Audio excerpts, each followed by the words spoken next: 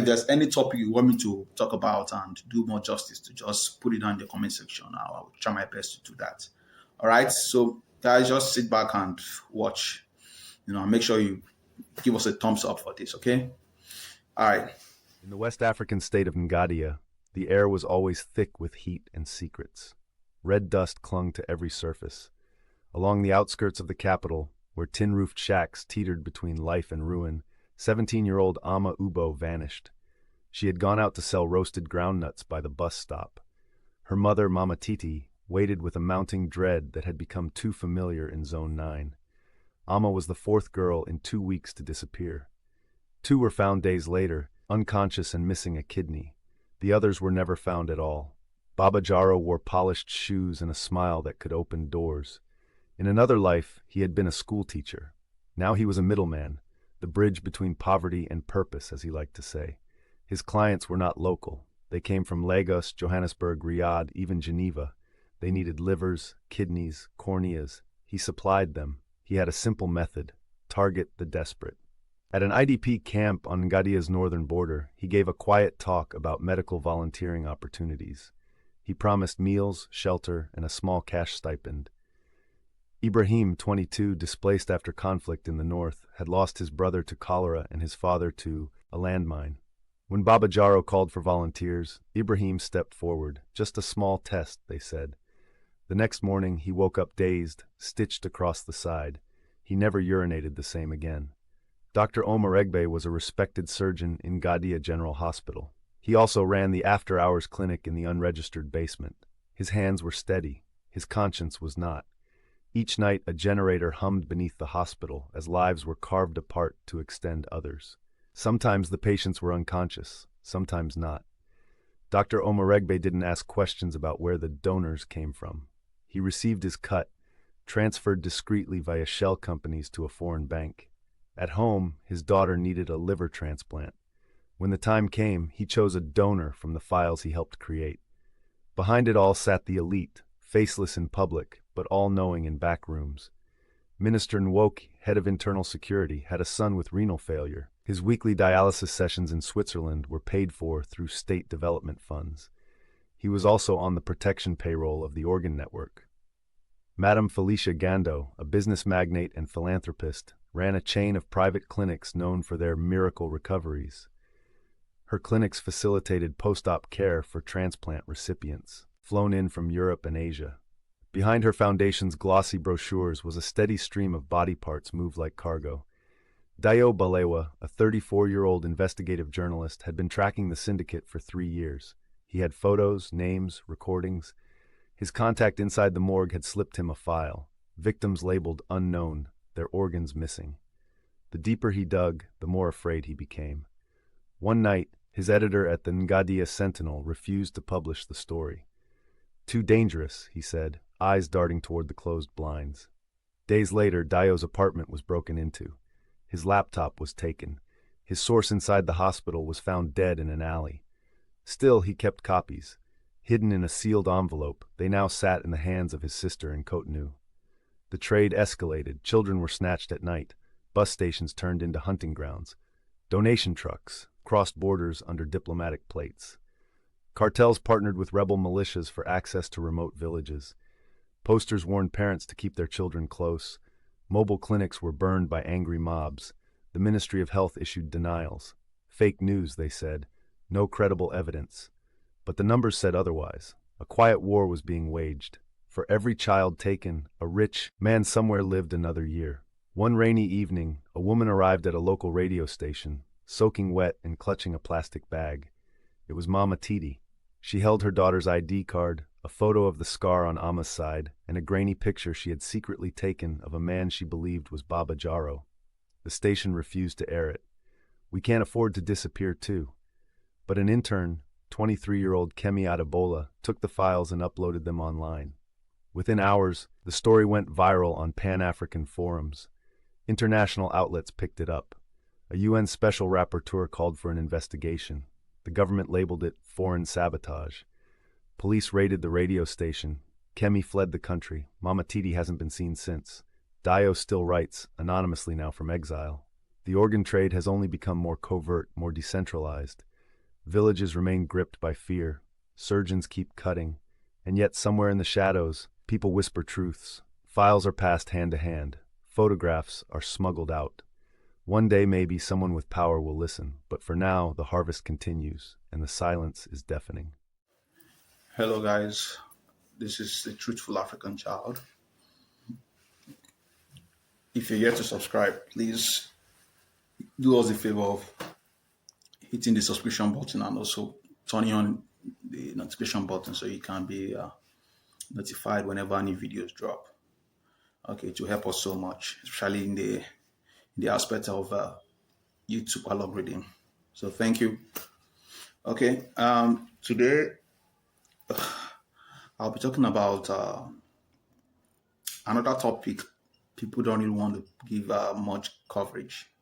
I don't know why, but it's on organ harvesting. That's human organ harvesting.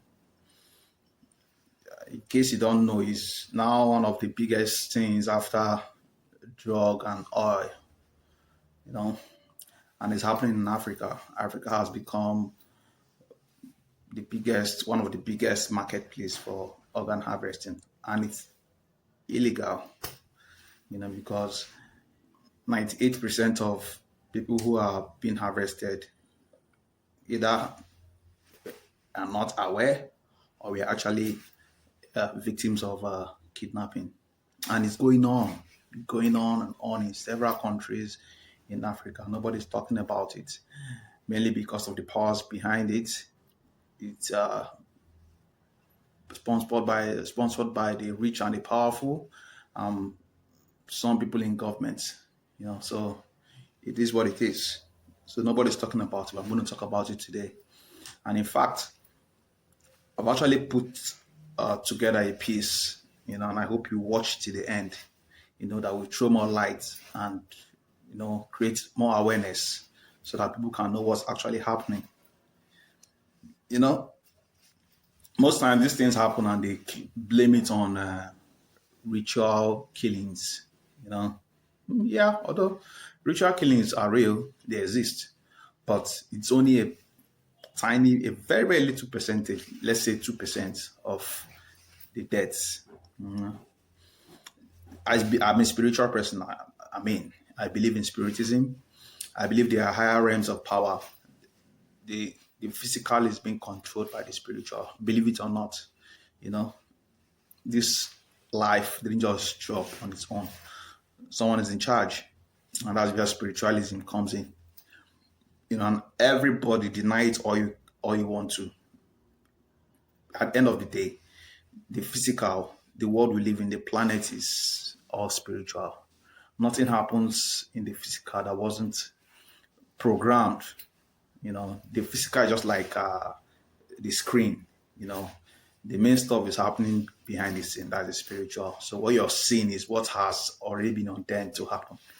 And many people have actually accepted this fact. Renowned people in this planet, that have actually left their mark. People like Nikola Tesla. He once said, he once said, as above, so below. You know what that means? He gave credit to where his knowledge came from. I think most people don't really know about Nikola Tesla. They've not actually read up. His knowledge and the things he actually founded or invented are so connected to everyday life we live.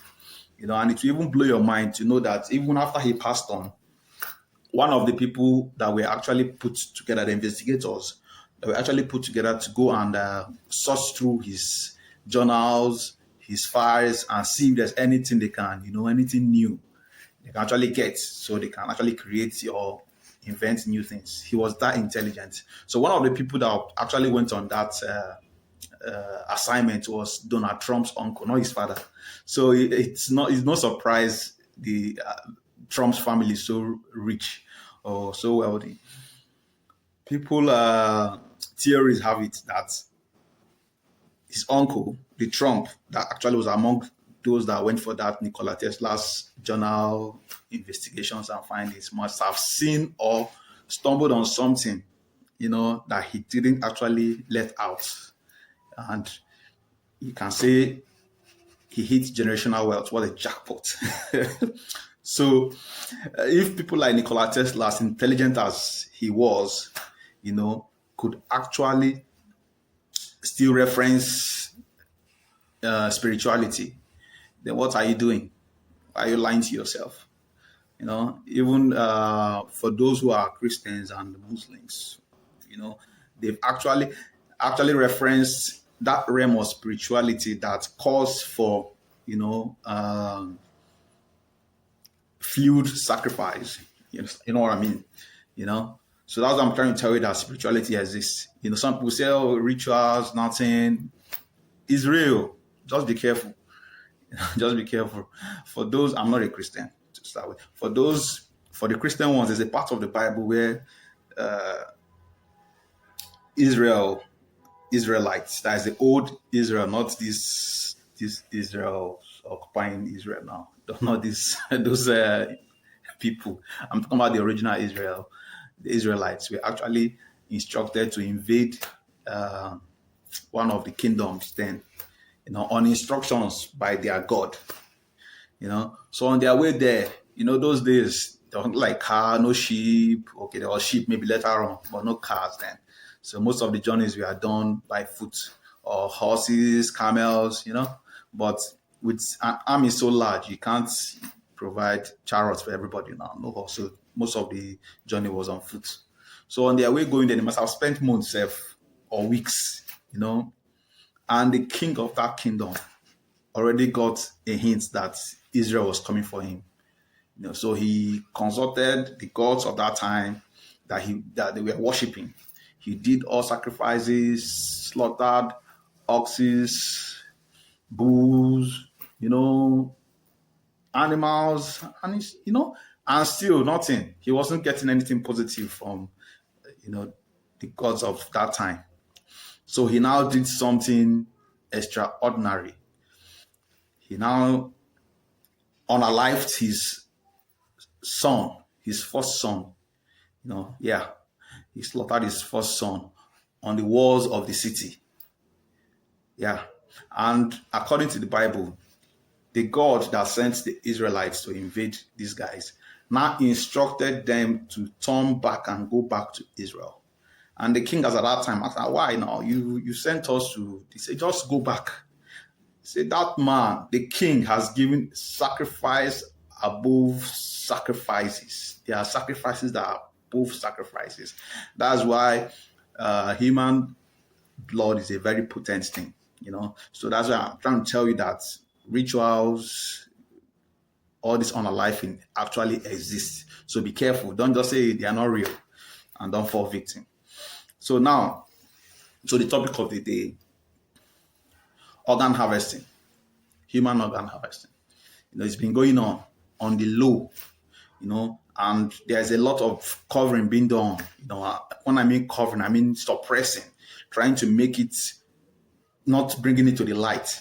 You see something in a part of Africa, something happens, someone was unalived, and instead of investigating, the government of that time of day, we send bulldozers to go and bulldoze the, just like cleaning up a crime scene.